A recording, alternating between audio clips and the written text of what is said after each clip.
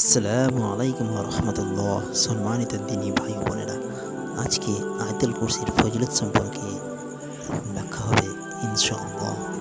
রাসূল সাল্লাল্লাহু আলাইহি ওয়াসাল্লাম ইরশাদ করেছেন, যে লোক প্রত্যেক ফরজ সালাতের পর আয়াতুল কুরসি নিয়মিত পাঠ করে তার জন্য জান্নাতে প্রবেশের পথ একমাত্র মৃত্যু ছাড়া অন্য কোনো অন্তরায় থাকে না।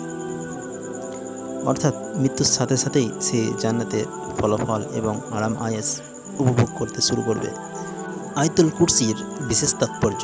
এই আয়াতে মহান রব আল্লাহ জাল্লা শান একক অস্তিত্ব, তাওহীদ ও গুণগুলির বর্ণনা এবং অত্যাশ্চর্য ও অনুপম ভঙ্গিতে দেওয়া হয়েছে, যাতে আল্লাহর অস্তিত্ববান হওয়া, জীবিত হওয়া, শ্রবণকারী হওয়া, দর্শক হওয়া, বাকশক্তি সম্পন্ন হওয়া, তার সত্ত্বেও তার সত্তার অপরিহার্যতা, তার অসীম অনন্তকাল পর্যন্ত থাকা, সমস্ত বিশ্বের স্রষ্টা ও উদ্ভাবক হওয়া, যাবতীয় ক্রিয়া প্রক্রিয়ার প্রভাব থেকে মুক্ত হওয়া, সমগ্র বিশ্বের একচ্ছত্র অধিপতি হওয়া, এমন শ্রেষ্ঠত্ব ও মহত্বের অধিকারী হওয়া যাতে তার অনুমতি ছাড়া তার সামনে কেউ কোনো কথা বলতে না পারে, এমন পরিপূর্ণ ক্ষমতার অধিকারী হওয়া যাতে সমগ্র বিশ্ব ও তার যাবতীয় বস্তু নিশ্চয়কে সৃষ্টি করা এবং সেগুলি রক্ষণাবেক্ষণের এবং তাদের শৃঙ্খলার বজায় রাখতে গিয়ে তার কোনো ক্লান্তি বা পরিশ্রান্তির সম্মুখীন হতে হয় না, এমন ব্যাপক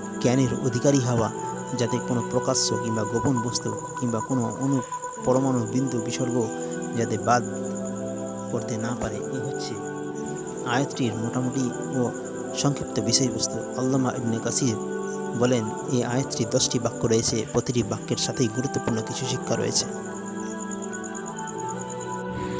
পরবর্তী পার্টে বাকি অংশের ব্যাখ্যা হবে ইনশাআল্লাহ। আসসালামু আলাইকুম ওয়া রাহমাতুল্লাহি ওয়া বারাকাতুহু।